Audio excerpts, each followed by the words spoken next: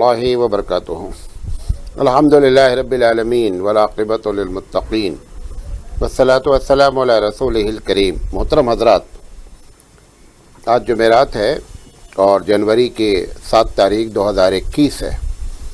جو بھی سوالات اثر تک آئے ہیں ان کو ضرور شامل کیا گیا ہے۔ اگر کسی صاحب کا سوال رہ گیا تو وہ ذاتی طور پر بھی پوچھ سکتے ہیں۔ سوال آیا ہوا ہے کہ مولانا صاحب، میں ایک لڑکی کو بہت دن سے چاہتا تھا، مگر جب شادی کا وقت آیا تو اس لڑکی نے انکار کر دیا۔ اب مسئلے کا حل بتائیے۔ میں ایک بات بتانا چاہتا ہوں ایسے تمام لڑکے اور لڑکیوں کو۔ سب سے پہلی بات نوٹ کر لیں کہ 60% مرد لڑکے اور لڑکیاں ہیں کہ جہاں چاہتے ہیں وہاں شادی نہیں ہوتی ہے۔ یہ پہلی بات نوٹ کر لیں۔ نمبر 1، اگر کسی لڑکی یا لڑکے کا ایسے معاملہ ہوا اور عین شادی کرنے کے وقت پر لڑکی یا لڑکے نے انکار کر دیا تو اس بات کو جانیں کہ جو پروردگار عالم تمہارے پیرنٹس سے زیادہ تم کو چاہتا ہے، وہ نہیں چاہ رہا ہے کہ تمہاری شادی اس سے ہو۔ اب یقینی بات ہے کہ نہ چاہنے کی وجہ میں یا تو لڑکی خود ہوگی یا لڑکی کے پیرنٹس ہوں گے، یا لڑکا خود ہوگا یا لڑکے کے پیرنٹس ہوں گے۔ تو ان سب سے بڑا اللہ ہے۔ اللہ ہی نہیں چاہ رہا ہے کہ وہ شادی ہو۔ لہذا ہمیشہ اگر یہ ایسے کہیں فیلئر ہو جائیں تو یہ سمجھ لیں کہ اسی میں اللہ تعالیٰ کی بھلائی ہے۔ میں آپ کو بتاؤں ایک چھوٹا سا واقعہ، کچھ دن پہلے کی بات ہے کہ ایسے ہی ایک افیئر چل رہا تھا پچھلے 20 سال سے۔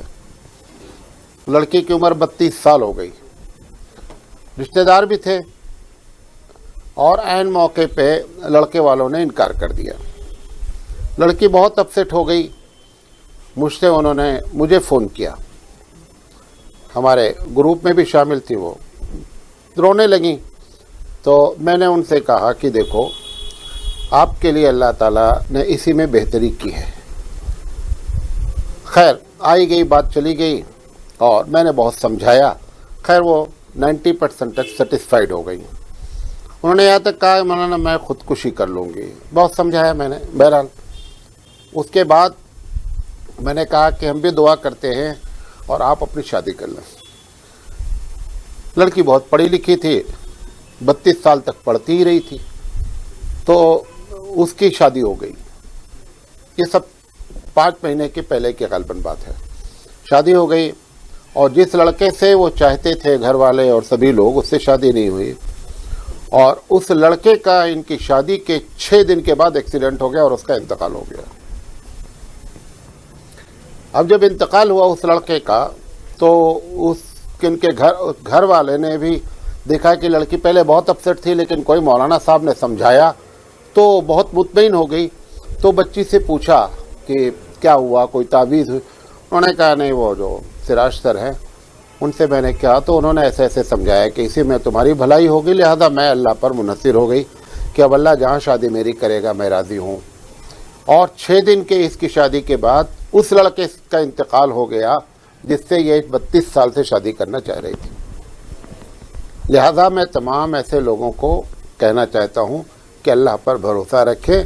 اگر آپ کے والدین آپ سے محبت کرتے ہیں تو آپ کے بارے میں اگر وہ غلط فیصلہ نہیں کرتے ہیں تو پروردگار عالم کیوں غلط فیصلہ کرے گا؟ اپنے رب پر جتنا آپ رب پر منحصر ہوں گے اتنا پروردگار عالم آپ کی مدد فرمائے گا۔ پوچھا گیا ہے کہ آپ کی بہت سی تقریروں میں یہ بات سنتے رہتے ہیں کہ وسیلے سے دعا مانگنا کوئی افضل کام نہیں ہے، لیکن ہم لوگوں کو بتایا گیا ہے کہ ہر دعا میں ہم یہ کہتے ہیں کہ ہماری دعا کو رسول کے وسیلے سے قبول کر لے۔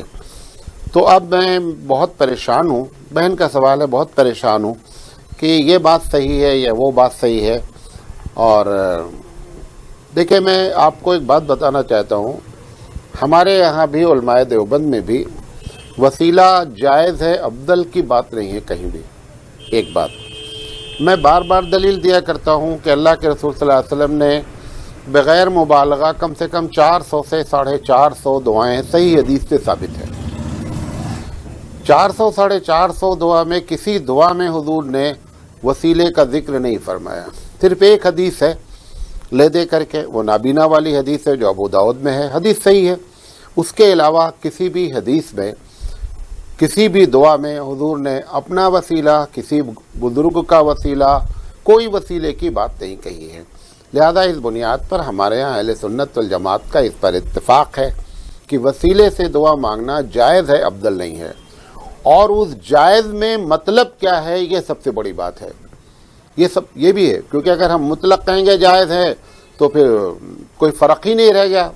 ये जायज़ से भी हज़रत थानवी रहमतुल्लाह अलैह ने इसमें कहा कि ये वसीले के माने लिए जाएं तो सबसे अफजल है कि मैं अल्लाह नबी करीम सल्लल्लाहु अलैहि वसल्लम से मोहब्बत करता हूँ और आप भी के नज़दीक भी अल्लाह के रसूल महबूब हैं, तो मेरी उस मोहब्बत के वसीले में मेरी दुआ कबूल कर ले। हज़रत ने कहा कि यही दुआ, यही वसीला करना चाहिए और यही सबसे अच्छा वसीला है। इसके अलावा जितने वसीले हैं सब में इख्तलाफ है, लेकिन इसमें किसी का इख्तलाफ नहीं है। इसमें अमल, मोहब्बत का जो अमल है वो वसीला है, पर्सनालिटी, पर्सन, ज़ात वसीला नहीं है। लिहाजा इसमें कोई, तो जो कहते भी हैं तो मैं उन तमाम लोगों से यही बात कहूँगा कि आप अगर बस, पहली बात तो कहने की ज़रूरत नहीं है, नंबर 1। अगर कह रहे हैं आदत कतई न डालें, आदत ख़त्म करें अगर पड़ी हुई है, नंबर 2। नंबर 3 कि अगर कह रहे हैं तो ये नियत रख करके कहें।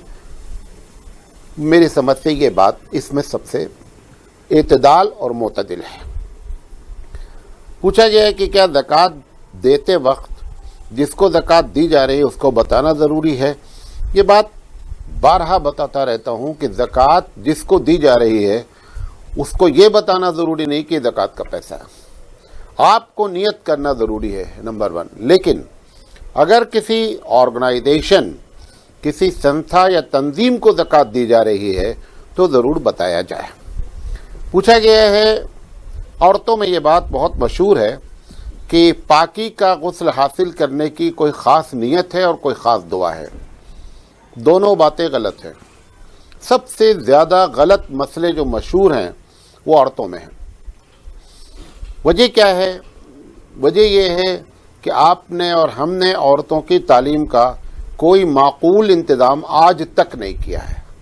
लिहाजा उनको जो बातें मालूम हैं, सुनी सुनाई हैं, नानी दादी से चलती चली आ रही हैं, गलत सारी बातें, 90% औरतें जो बातें जानती हैं दीन के नाम पर वो गलत जानती हैं। मैं उन औरतों से नहीं कह रहा हूँ, उन औरतों के बारे में कि जो जिन्होंने इल्म हासिल कर लिया है। अवामुन नास की जो औरतें हैं वो 90% सारे मसले गलत जानती हैं।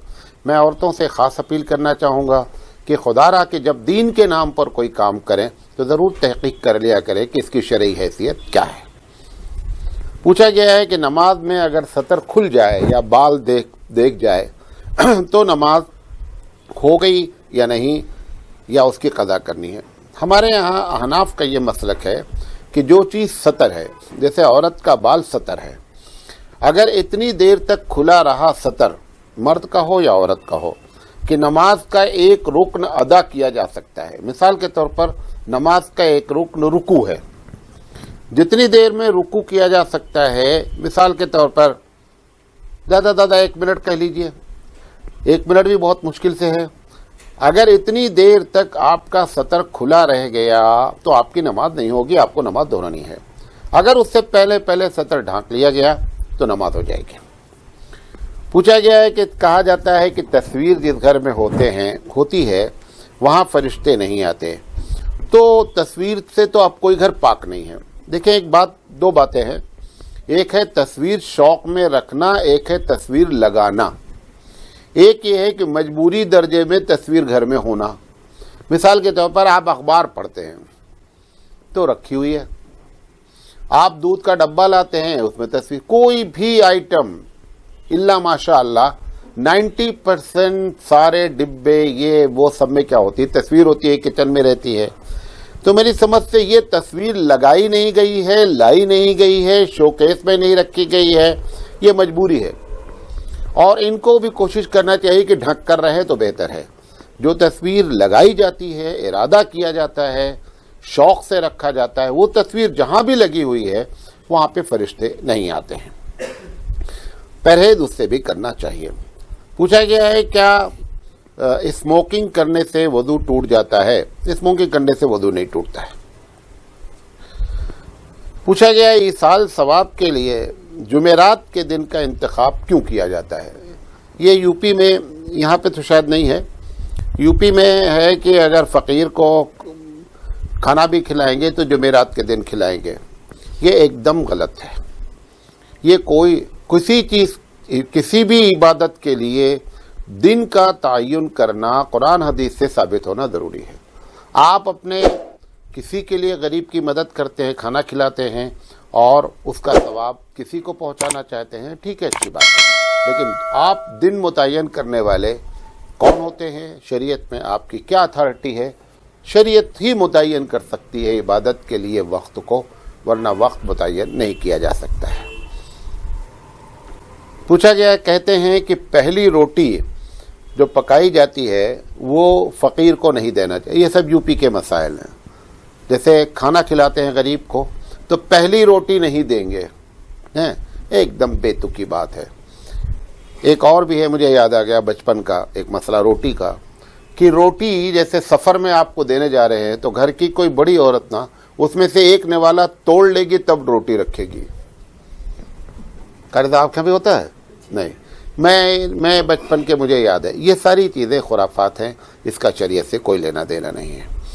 पूछा गया है कि बेवा औरतें अगर 4 महीना 10 दिन गुजर गया तो क्या उसके बाद भी रंगीन कपड़ा नहीं पहन सकती हैं? उनको हमेशा सफ़ेद कपड़ा पहनना है?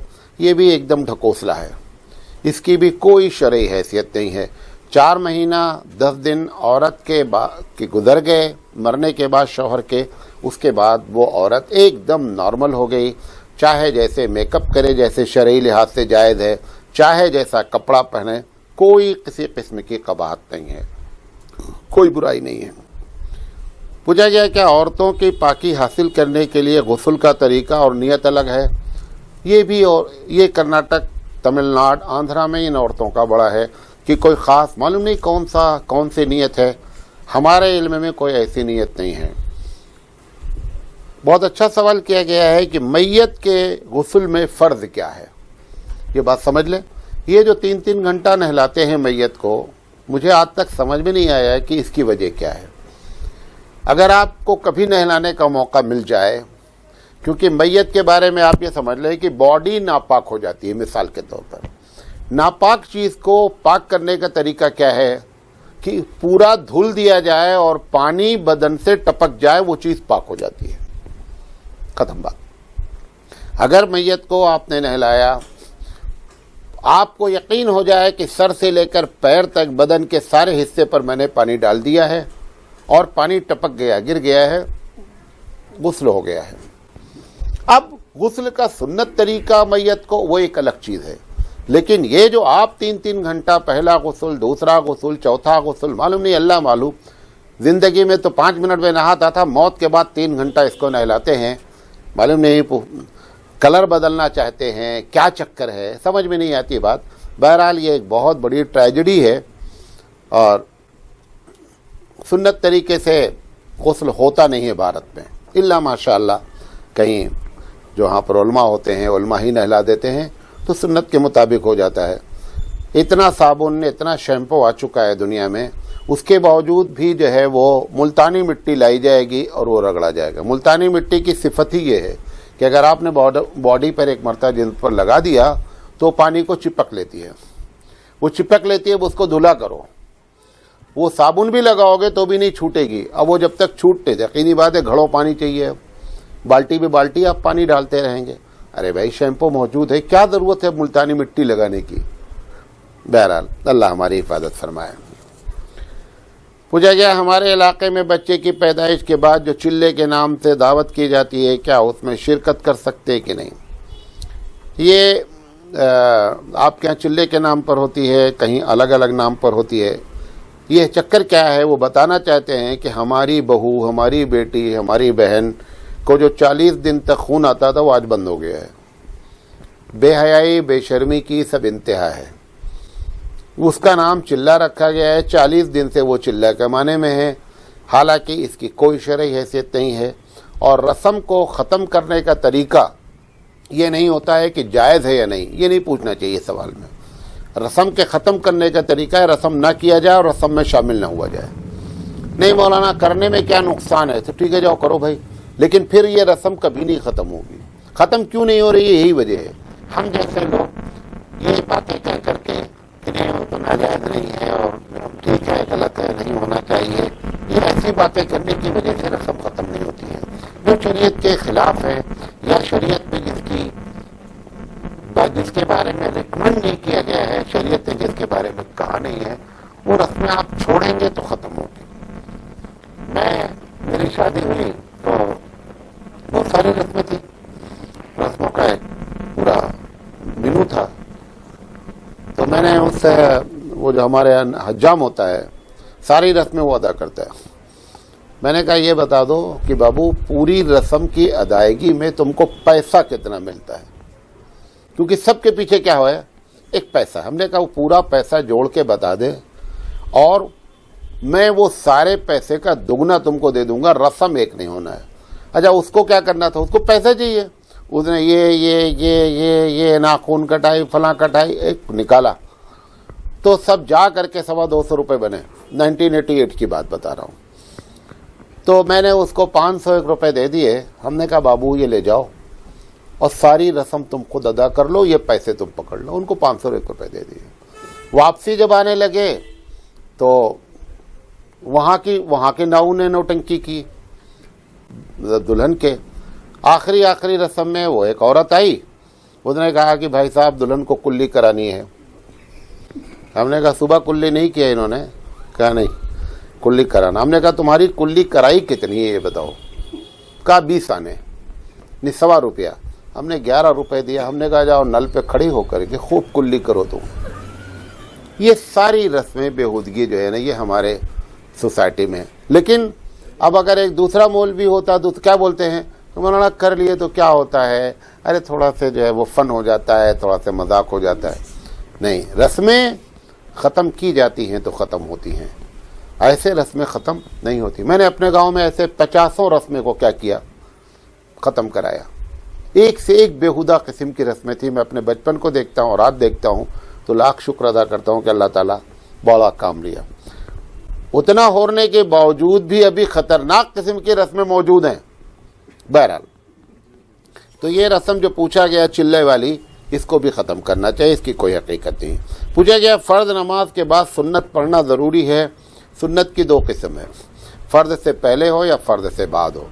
اگر سنت مؤکدہ ہے تو پڑھنا لازم ہے، سنت غیر مؤکدہ ہے تو بندہ چھوڑ سکتا ہے. یہ مسئلہ ہے. ایک صاحب نے پوچھا ہے کہ شادی کس نیت سے کرنا چاہیے؟ نمبر 1، کن باتوں کو مد نظر رکھنا چاہیے؟ نمبر 2، کیا والدین کو آرام پہنچانے کی غرض سے شادی کر سکتے ہیں؟ نمبر 3، نمبر 4، دیندار لڑکی یا دیندار لڑکے سے مراد کیا ہے؟ 4 سوال ہے. پہلے سوال کا جواب، شادی کس نیت سے کرنی چاہیے؟ شادی اس نیت سے کرنی چاہیے، حدیث میں آتا ہے کہ شادی نہیں کرنے کی وجہ سے ہم گناہ کریں گے، اللہ ہم کو گناہ سے بچائے. اس نیت سے شادی کرنا چاہیے. مقصد شادی کا سکون ہونا چاہیے. شادی کا مقصد سکون ہونا چاہیے.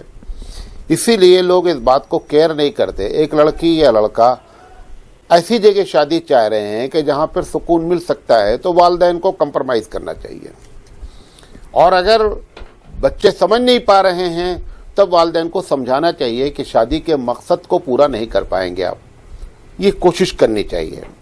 پھر دوسرا جو سوال کیا گیا ہے کہ کن باتوں کو مد نظر رکھتے ہوئے اللہ کے رسول نے فرمایا کہ تنکح المرأۃ ل40، شادی تو لوگ 4 وجہ سے کرتے ہیں. پھر آپ نے فرمایا کہ خوبصورتی کی وجہ سے، مالداری کی وجہ سے، اچھے خاندان کی وجہ سے اور دینداری کی وجہ سے.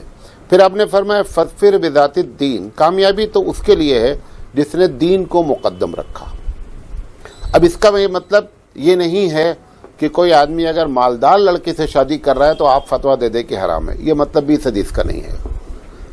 اللہ کے رسول فرمانا چاہتے ہیں کہ پہلی چیز کو آپ مد نظر رکھیں، کس کو؟ دینداری کو۔ دینداری کے ساتھ کوئی چیز اچھی آپ نیت کر رہے ہیں، کوئی گناہ نہیں ہے۔ مطلب دیندار ہو، خوبصورت ہو ایک لڑکے کا، یہ معیار ہے کہ دیندار ہو لیکن لڑکی خوبصورت ہو، ارادہ کر سکتا ہے۔ دیندار ہو، مالدار ہو، یہ بھی کر سکتا ہے۔ دیندار ہو، اچھے خاندان کے ہو، یہ بھی، لیکن دیندار کو نمبر 1 پہ رکھ کر کے نیچے والے کوئی بھی اس کے ساتھ جوڑ لے، بڑی اچھی۔ اور اگر تینوں کو جوڑا اس نے، دیندار بھی ہو، مالدار بھی ہو، اچھا، تو پھر حور سکہ انتظار کرے، انشاءاللہ وہاں ہوگی، یہاں مشکل ہے۔ ساری چیزیں بیک وقت اس دنیا میں ملتی نہیں ہیں۔ اچھا، بہت اچھا سوال کیا ہے۔ پھر پوچھا ہے کہ کیا والدین کو آرام پہنچانے کی غرض سے شادی کرنا چاہیے؟ یہ ایک دم غلط نظریہ ہے۔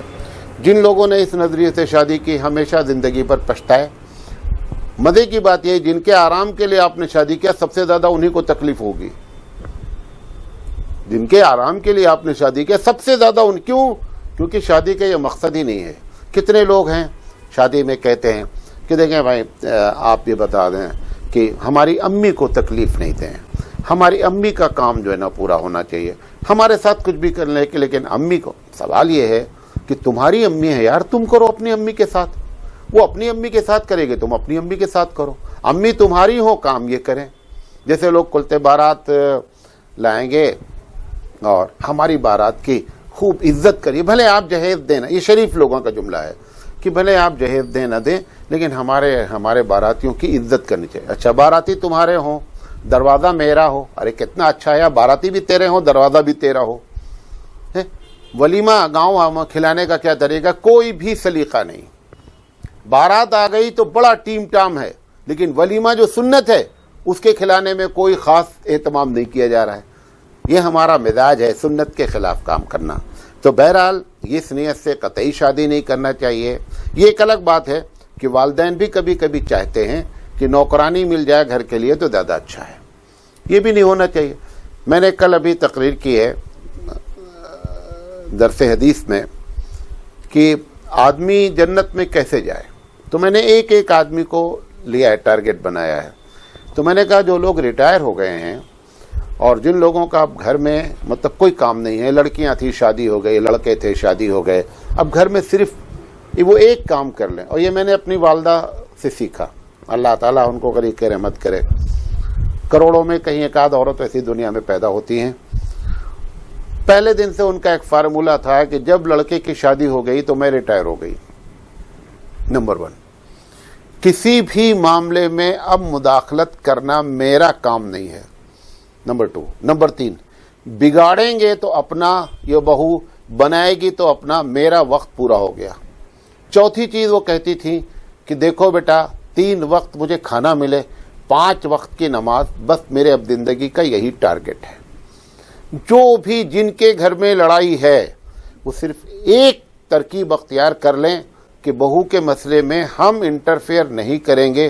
کوئی لڑکی کبھی بھی کسی اپنی ساس سے لڑنا نہیں چاہتی ہے، میں آپ کو بتاؤں، کبھی نہیں لڑنا چاہتی ہے۔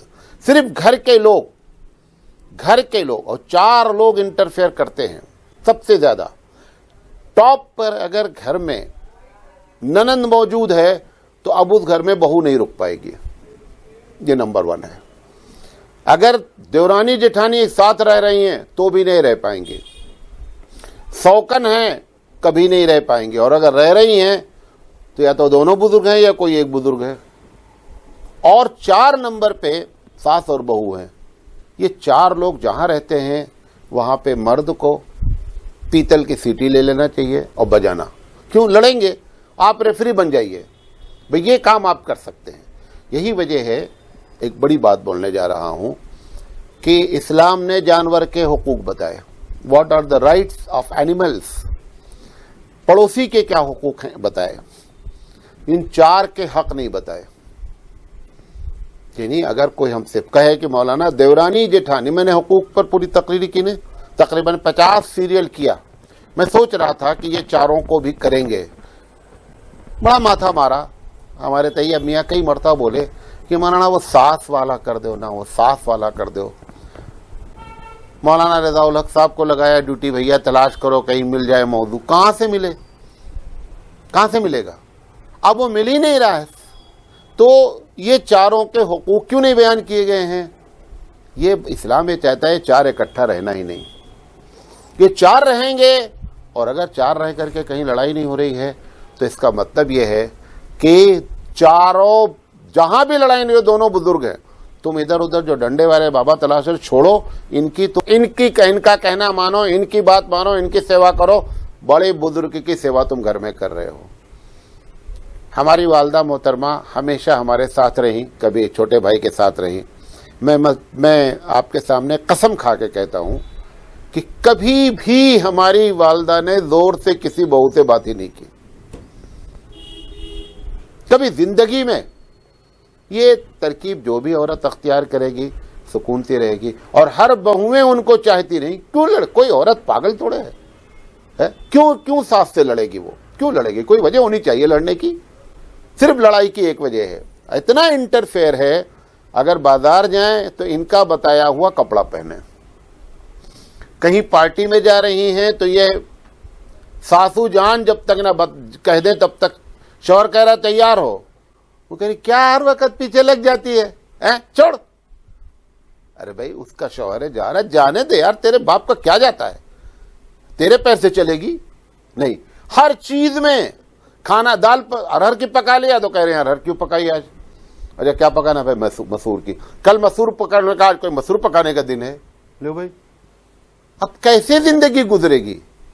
لہذا یہ اگر اس نیت سے شادی کی جا رہی ہے کہ والدین کو آرام پہنچے، تو والدین کو آرام پہنچے یا نہ پہنچے، تکلیف ضرور پہنچے گی انشاءاللہ. لہذا اور چوتھی چیز جو بھائی نے سوال کیا ہے کہ مولانا دینداری کس چیز کا نام ہے؟ 3 چیز کا نام دینداری ہے. لڑکا بھی دیکھیں آپ تو 3 چیز کا نام دیکھیں، لڑکی بھی دیندار دیکھیں تو 3 چیز کا. نمبر 1، فرائض کو ادا کرتی ہے یا نہیں. ہم سے ایک صاحب نے کہا مولانا دینداری سے، میں سمجھتا ہوں دینداری سے مراد جماعت میں جاتا ہے کہ نہیں. جماعت میں جانا کوئی فرض تھوڑے ہے، کوئی واجب تھوڑے ہے. جماعت میں جانا ایک طریقہ ہے تبلیغ دین کا. تبلیغ دین اگر کوئی دوسرے طریقے سے بھی کرتا ہے تو وہ بھی تبلیغ دین کر رہا ہے. تو اگر فرائض ادا کرتا ہے لڑکا، حرام سے بچتا ہے اور لوگوں کے رائٹس ادا کرتا ہے، یہ دیندار شخص ہے. اسی کا نام دینداری ہے. آپ جو سمجھ رہے ہیں دینداری، وہ میری سمجھ سے دینداری نہیں ہے. پوچھا گیا ہے کہ آج کل سوشل میڈیا پر یہ خبر بہت دیکھنے کو ملتی ہے کہ مسلمان لوگ غیر مسلمین کو جلاتے ہیں اور ان کا جو ہے وہ کریا کرم کرتے ہیں. سب سے پہلی بات تو میں آپ کو یہ بتاؤں، ایسے واقعات خال ہوئے ہیں، بہت زیادہ نہیں. ایک ہی واقعے کو سوشل میڈیا، واقعہ ایک ہے، 1000 چینل سے آ گیا تو 1000 واقعہ تھوڑا ہو جائے گا. واقعہ تو ایک ہی ہوا ہے. 1000 آدمیوں نے ہم کو پوسٹ کر دیا تو بھی واقعہ کتنا ہوا؟ ایک ہوا. تو یہ کہنا کہ آج کل سوچیے اب بہت زیادہ وعدہ نہیں ہے. نمبر 1، یہ کرونا میں ہوا صرف کہ غیر مسلمین ڈر کے مارے کرونا کی لاش کو چھونے کے لیے تیار نہیں. انسانیت کے ناطے مسلمانوں نے، کیوں مسلمانوں کا عقیدہ بنسبت غیروں کے آج بھی اچھا ہے، ٹھوس ہے، کہ اگر کرونا لگنا ہوگا لگے گا یار، کیا کر لے گا کرونا سے موت ہونی ہو جائے. وہ کرونا کی باڈی اٹھاتا ہے لے جا کر کے. اب اگر اس کو اختیار دیا جائے تو اس کو جلانے کے بجائے دفنانا چاہیے. بنے کیونکہ غیر مسلمین میں بھی دفنانے کا بہت جگہ رواج ہے، تو دفنانا چاہیے.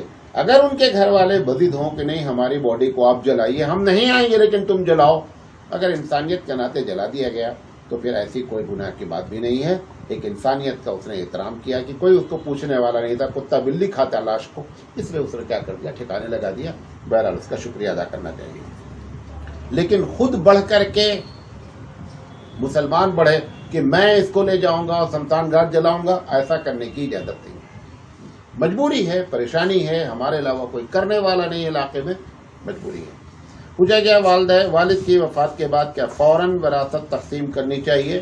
کوشش یہی کرنی چاہیے کہ فوراً تقسیم کریں. میرے والد کا انتقال ہوا، جس صبح ہم نے ان کو دفنایا، اسی رات میں بیٹھ کر ہم نے وراثت کو تقسیم کر لیا. اسی رات میں. یہ ایک الگ بات ہے کہ ہر آدمی کے حصے میں 2100 روپے آئے، وہ ایک الگ بات ہے. وراثت کچھ تھی ہی نہیں الحمدللہ، نہ باسی بچے نہ کتے کھائیں والی بات تھی. لہذا بہرحال وہ ایک الگ مسئلہ ہے، لیکن وراثت فوراً تقسیم کرنی چاہیے. پوچھا گیا اگر کوئی دو تجارت میں پیسے لگانا چاہتا ہے لیکن اس کا پیسہ حرام ہے تو کیا اس کا پیسہ استعمال کرنے سے پورے تجارت حرام ہو جائے گی؟ حرام کا پیسہ لگانا مکمل تجارت کو ختم کر دیتا ہے۔ اس کی مثال ایسے ہے، منرل واٹر کی پوری بوتل میں ایک قطرہ پیشاب ڈالیں گے تو مفتی صاحب یہ نہیں کہیں گے کہ پوری بوتل پاک ہے ایک قطرہ ناپاک ہے، یہ فتویٰ نہیں دیا جائے گا۔ فتویٰ کیا دیا جائے گا؟ پوری بوتل ناپاک ہے۔ لہذا حرام آپ نے لگایا، اگر حساب ہی کرنا پڑے تو ہو سکتا ہے کوئی مفتی صاحب فتویٰ دے دے کہ بھائی اتنا اس میں لا، لیکن وہ جو حرام لگایا وہ سب کو حرام کرے گا، برباد کرے گا۔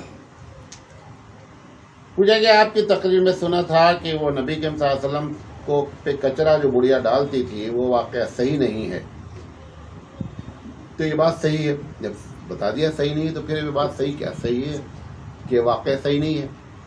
پھر پوچھا گیا ہے کہ لیکن یہ بات تو صحیح ہے کہ اللہ کے رسول صلی اللہ علیہ وسلم حرم میں نماز پڑھ رہے تھے اور لوگ کچرا ڈالتے تھے، یہ بات بھی غلط ہے۔ ایک مرتبہ یا دو مرتبہ پوری زندگی میں ایسا ہوا ہے کہ اللہ کے رسول صلی اللہ علیہ وسلم حرم میں نماز پڑھ رہے تھے اور اونٹ کی اوجڑی اٹھا کر کے پورا وزن اللہ کے رسول کے اوپر ڈال دیا، یہ واقعہ صحیح ہے، لیکن یہ ہوتا رہتا تھا ایسا نہیں ہوا، ایک آدھ مرتبہ ہوا۔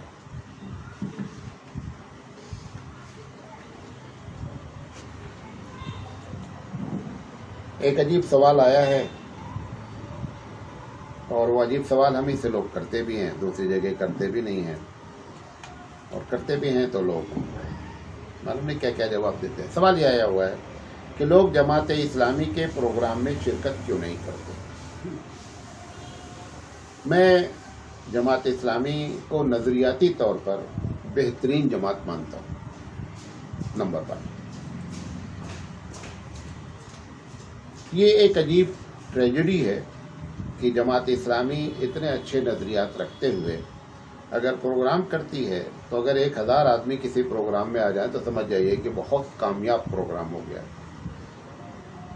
لیکن ایسا ہوتا نہیں ہے۔ یہاں دفتر میں پروگرام ہوتا ہے، 30 آدمی 40 آدمی، کوئی بہت اچھا مقرر آ گیا تو 100 آدمی آ گئے، ورنہ 40-50۔ عیسائیوں کے بچوں کا جو پروگرام ہوتا ہے اسے 15 آدمی 20 آدمی، باتیں بڑی اچھی کرتے ہیں۔ تو سوال یہ ہے کہ لوگ آتے کیوں نہیں ہیں؟ نظریاتی طور پر بھلے لوگ اختلاف کرتے ہوں، جو اختلاف کرتے ہیں وہ قیامت کو جواب دیں گے، لیکن میرے نزدیک کوئی ایسا بنیادی اختلاف میری سمجھ میں نہیں آتا۔ ہمارے بہت سے اکابرین نے اختلاف کیا ہے، میں ان کو کچھ نہیں کہتا ہوں، لیکن میں اپنے طور پر ذاتی طور پر یہ کہنا چاہتا ہوں کہ میں جماعت اسلامی کو نظریاتی طور پر 100% صحیح جانتا ہوں۔ حالانکہ لوگ چاہتے ہیں کہ مولانا ایسی باتیں نہ کریں، میں کسی کو منہ دیکھ کر کے بات نہیں کرتا ہوں، اور نہ یہ آج ہی ایک صاحب نے سوال کیا کہ مولانا آپ کا ایک پروگرام میں نے دیکھا، جماعت اسلامی کے پلیٹ فارم سے پروگرام کر رہے تھے آپ۔ ہمارے یہاں علماء تو جماعت اسلامی کے پروگرام میں شریک ہونے سے ہی منع کرتے ہیں۔ تو پہلی وجہ تو کیا ہے کہ لوگ شریک کیوں نہیں ہوتے؟ کیونکہ ان کو شریک ہونے سے منع کیا جاتا ہے۔ منع کیوں کرتے ہیں وہ اس کی وجہ بتا دیتے ہیں۔ منع اس لیے کرتے ہیں کہ کہیں ایسا نہ ہو کہ ان کو سچ بات اتر جائے، ان کی سچ بات ہمارے آدمی کے دل میں اتر جائے تو ہماری پارٹی سے ٹوٹ کر وہ ادھر چلا جائے گا، اپنی پارٹی کو بچانے کے لیے اس پارٹی میں جانے نہیں دیتے۔ یہ اصل وجہ ہے۔ اگر ہمارے اندر صلاحیت ہے، ہم علماء کو کہہ رہے ہیں، ہم کو کہا جاتا ہے کہ آپ جماعت اسلامی کی کتابیں نہ پڑھیں۔ اچھا، میں نے 8 سال 9 سال 10 سال 14 سال تعلیم حاصل کی ہے، اگر 14 سال پڑھنے کے بعد 10 سال پڑھنے کے بعد اگر ہم کو یہ نہ پتہ چلے کہ جماعت اسلامی کی کتاب میں کیا غلطی ہے تو پھر یہ جا کر دوبارہ پھر پڑھوں گی۔ آپ کے اندر اتنی صلاحیت ہونی چاہیے کہ آپ جو ہے وہ پتا پائیں کہ اس میں صحیح کیا ہے، اس میں غلط کیا ہے۔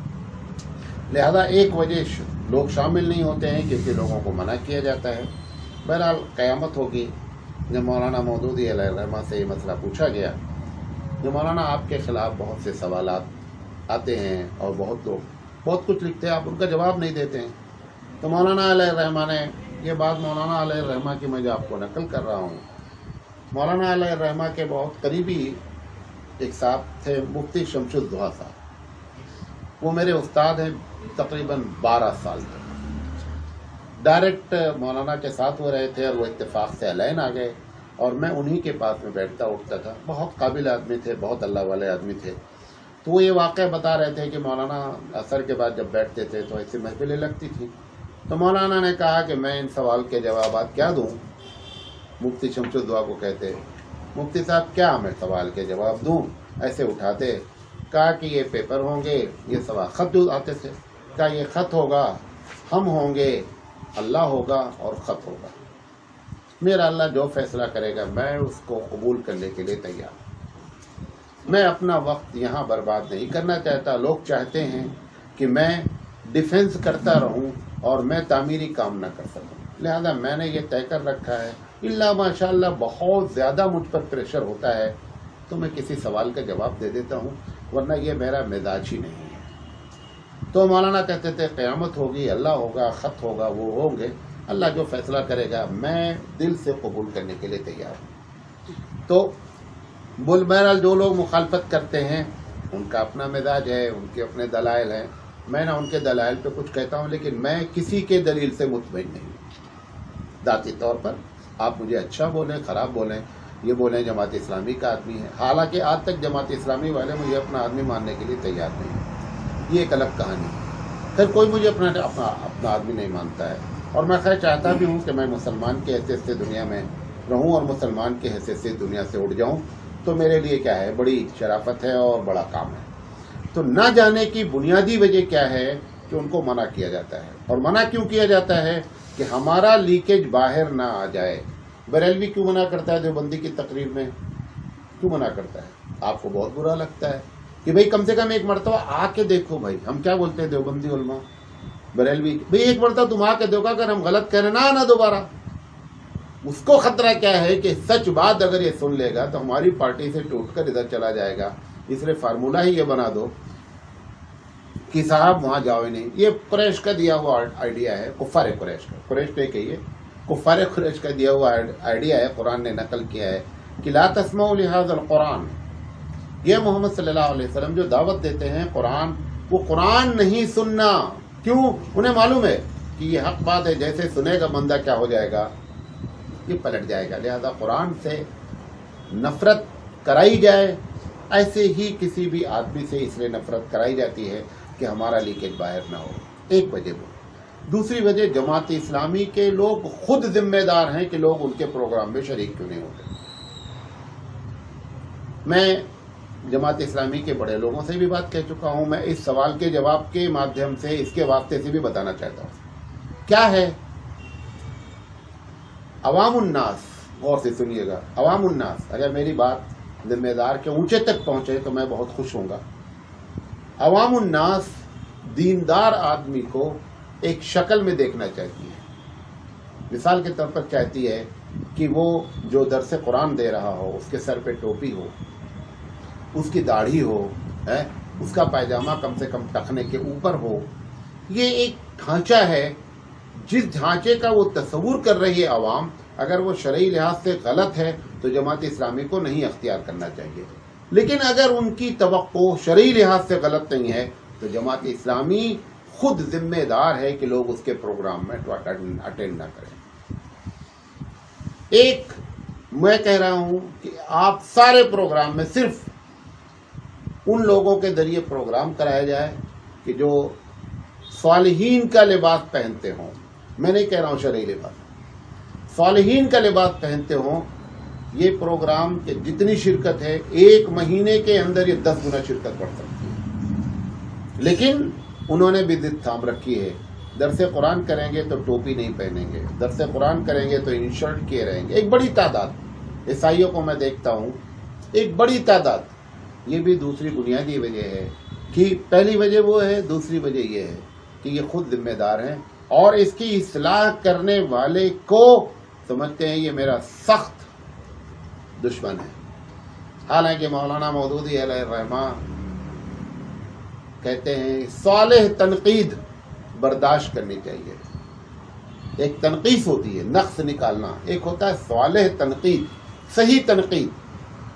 لہذا صحیح تنقید سننے کے لیے تیار نہیں, جس کی وجہ سے لوگ ان کے پروگرام میں شرکت نہیں کرتے ہیں. تیسری چیز کہ اخلاقی لحاظ سے وہ چیزیں نہیں نظر آ رہی ہیں جو ایک دیندار جماعت کے اندر ہونی چاہیے. داڑھی چھوٹی رکھنا شعار بنا لیا گیا ہے. شعار سمجھتے ہیں, یعنی چھوٹی داڑھی ہمارا سمبل ہے کہ ہم جماعت اسلامی کے ہیں. اللہ کے ہماری گلبرگہ میں تقریر ہوئی, اس کا عنوان رکھا گیا کہ محبت رسول اور اس کے تقاضے. ہم نے مثال دے کر کے کہا, ہم نے کہا ایک آدمی ایک لڑکے کو شاہ رخ خان سے محبت ہے. شاہ رخ خان اگر پھٹا پینٹ پہن لیتا ہے تو اس کی محبت میں پھٹا پینٹ پہن لیتا ہے, جبکہ یہ نہیں دیکھتا اس میں لاجک کیا ہے. اگر ہمارے آئیڈیل ہمارے رسول ہیں تو ہم کو یہ پوچھنے کی ضرورت کیا ہے کہ چھوٹی داڑھی بھی رکھی جا سکتی ہے. ہمارے رسول نے کیسے داڑھی رکھی, یہ آپ کے محبت کا تقاضا ہے. لیکن آپ نے سمبل بنا لیا کہ چھوٹی داڑھی کا مطلب. اگر جماعت اسلامی میں 10,000 کارکن رکن جماعت ہیں تو میرا اندازہ ہے کہ 10,000 میں 200 لوگ ایسے ہوں گے کہ جن کی داڑیاں بڑی ہوں. لیکن 8,000, یہ جو ساری چیزیں کی گئی ہیں, یہ وجہ ہے بنیادی جس کی وجہ سے لوگ جماعت اسلامی کے پروگرام میں شریک نہیں ہوتے. اب یہ تقریر سننے کے بعد یہ جب سوال جواب بہت سے لوگ گروپ چھوڑیں گے. بہرحال مجھے اس کی فکر نہیں ہے, میں ابھی بتا رہا ہوں. پوچھا گیا میں سعودی عرب میں رہتا ہوں, مکہ سے کافی دور ہوں. بہرحال لمبا سوال. انہوں نے نظر مانی کہ میرے بیٹے کا داخلہ اگر مدرسے میں ہو گیا, فلاں مدرسے میں, تو میں عمرہ کروں گا. اب بچے کا داخلہ ہو گیا ہے لیکن عمرہ کرنے میں بہت تکلیف ہے, بڑے شرائط ہیں, سب کچھ ہے.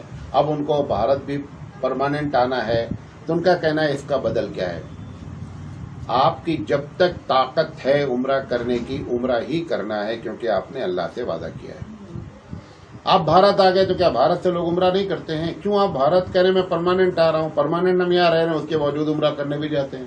تمہارے ہم یہاں پرماننٹ رہ رہے ہیں, کیا یہاں پرماننٹ لوگ جاتے نہیں ہیں؟ بہرحال ساری کوشش کر کے عمرہ ہی کرنا چاہیے.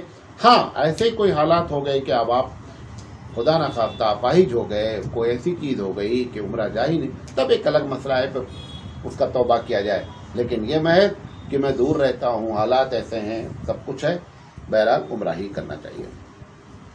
پوچھا گیا کیا ایسا ہو سکتا ہے کہ کوئی بندہ ایسا کوئی عمل کرے کہ کرامن کاتبین کو بھی معلوم نہ ہو, صرف اللہ کو اس کا علم ہو؟ یہ کیا ہے پورا سوال.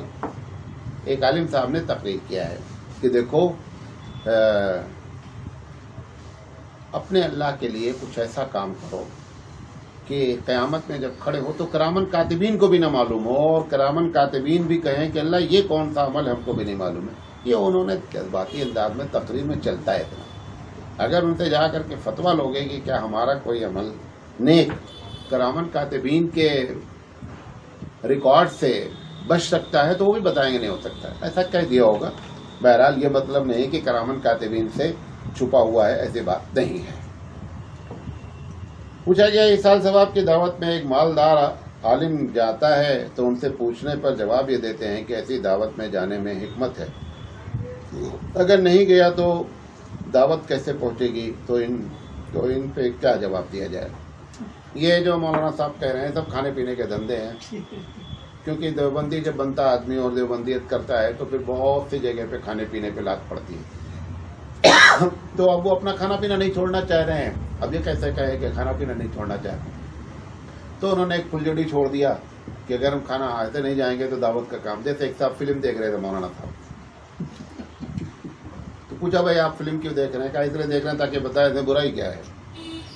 اگر ایسے جواب آپ اپنے دے کر کے اپنے اللہ کو مطمئن کر سکتے ہیں تو ٹھیک ہے, جاؤ بھائی. ہم کو مطمئن تو نہیں کرنا ہے, اپنے اللہ کو مطمئن کرنا ہے. اگر واقعی میں فقیر بن کے اس لیے جا رہے ہیں کہ دعوت, بھائی ایصال ثواب کا مطلب کیا ہوا؟ فقیر ہیں. جو بھی ایصال ثواب 40واں اتیجا میں جو بھی جاتے ہیں سب فقیر ہیں, بھلے چاہے وہ مالدار ہی ہوں, کیونکہ اس نے کیا ہے ایصال ثواب کے لیے کھانا, تو ایصال ثواب کا کھانا تو فقیر کا حق ہے. تو یہ سب فقیر ہیں. یہ مولانا صاحب بھی جو بتا رہے ہیں کہ میں اس لیے جا رہا ہوں, یہ بھی فقیر ہوں گے, اور ہو سکتا ہے صاحب نصاب نہ ہو اور اپنے طور پر دھندا دوسرا کر رہے ہوں. تو یہ جواب ان کا صحیح نہیں ہے. پوچھا گیا دوران اذان بیت الخلاء میں داخل ہونا کیسا ہے؟ بعض لوگ اس سے سوال یہ کیا گیا تھا مغرب کی اذان کے وقت ہوتا ہے تو لوگ دیر سے آتے ہیں, اذان ہوتی رہتی ہے. اب ان کو استنجا بھی کرنا ہے تو استنجا جب تک اذان ہوتی رہتی ہے اندر نہیں جاتے ہیں. تو یہ ادب ہے, یہ ادب ہے کہ میں استنجا خانے میں موجود ہوں, اس وقت اللہ کا لفظ میرے کان میں آوے, محمد صلی اللہ علیہ وسلم کا نام میرے کان میں آوے, یہ ادب ہے. لہذا اگر ویسا کوئی کر رہا ہے تو آپ اس کے پیچھے نہ پڑ جائیں کہ نہیں ابھی تم خوشگوار حال میں ہو. اس کے گھسنے کی کوئی فضیلت اور کوئی ثواب نہیں. پوچھا گیا مولانا صاحب، کچھ لوگوں کا کہنا ہے کہ آج کل لوگ جو مہر طے کرتے ہیں وہ درست نہیں ہے، درست وہی ہے جو اللہ کے رسول کے زمانے میں طے کرتے تھے. کیا یہ بات صحیح ہے؟ تو یہی بات معلوم ہو جائے کہ اللہ کے رسول کے زمانے میں سب لوگ ایک ہی مہر درست کرتے تھے، سب لوگ ایک ہی مہر رکھتے تھے. یہ اگر بات حضور اکرم صلی اللہ علیہ وسلم کی خود مہر مکے سے لے کر مدینہ تک 3 الگ الگ مہریں ہیں، کون سی والی رکھنا ہے؟ نمبر 1، حضور صلی اللہ علیہ وسلم سے ایک صحابی آ کے کہتے ہیں کہ میری ان سے شادی کرا دو گا، مہر کے لیے پیسے ہیں، میں کچھ نہیں. کہا کہ کچھ نہیں ہے تو لوہے کا ایک چھلا ہی دے دو. یہاں ایک چھلے کی بات ہے. بخاری کی روایت ہے کہ 400 درہم مہر. تو پتہ کیا چلا کہ مہر کے لیے اسلام نے کوئی فکس اماؤنٹ نہیں کیا کہ اتنی مہر رکھو. امام شافعی کے نزدیک نہ کم مہر کی مقدار ہے نہ زیادہ مہر کی مقدار ہے. امام اعظم نے 10 درہم کی قید رکھی ہے، کم مہر کی، زیادہ کی کوئی مقدار نہیں ہے. تو اگر یہ بات اس وقت صحیح ہو سکتی تھی کہ جب اللہ کے رسول کے زمانے میں سارے صحابہ ایک ہی مہر رکھتے، تب یہ بات آپ کی صحیح تھی. لیکن صحابہ کی مہریں الگ الگ ہوتی تھیں. اگر آپ کو نہیں معلوم ہے تو اس کی تحقیق کریں. پوچھا گیا مولانا صاحب، کسی کو ہدیے میں ایک جانور کی سینگ ملی ہے اور وہ بہت قیمتی ہے، لیکن وہ جس ملک میں رہتا ہے وہاں اس کی تجارت جائز نہیں ہے، تو کیا دوسرے ملک میں لے جا کر بیچ سکتا ہے کہ نہیں؟ دیکھیں، اگر جانور کی سینگ جانور حلال ہے تو اس کی سینگ کی تجارت بھی کی جا سکتی ہے، سیدھی سی بات ہے. اب اگر وہ جائز ہے تجارت اس کی دوسرے ملک میں لے جا کے کر سکتا ہے، لیکن لے جانا اگر جرم ہے تو پھر غلط ہو جائے گا کہ آپ ایک ملک میں رہتے ہوئے اور اس کے خلاف جو ہے وہ ایک سفر کر رہے ہیں اور تجارت کر رہے ہیں، تو یہ بھی غلط ہو، بھی اسمگلنگ ہی کہلائے گی. پوچھا جائے سونے چاندی کے برتن میں کھانے کا کیا حکم ہے؟ سونے چاندی پہ برتن کھانے پہ حرام کا فتویٰ ہے. پوچھا گیا اگر سونا چاندی صرف کوٹڈ ہو برتن پہ، جیسے پلیٹ ہے، اگر پلیٹ کے نیچے کوٹڈ ہے، کھانا اس میں نہیں پڑ رہا ہے تو ایسا کوٹیشن جائز ہے، کوٹڈ جائز ہے. لیکن اگر پلیٹ کے اندر کوٹڈ ہے تو پھر جائز نہیں ہے. ہاں، دوسری چیزیں جیسے بٹن ہے، کرتے کا بٹن ہے کوٹڈ ہے، یا گھڑی کی ڈائل ہے وہ کوٹڈ ہے سونے سے، تو وہ پہننا جائز ہے. لیکن پلیٹ میں جو ہے کھانا جائز نہیں ہے. جو فتویٰ یہی ہے.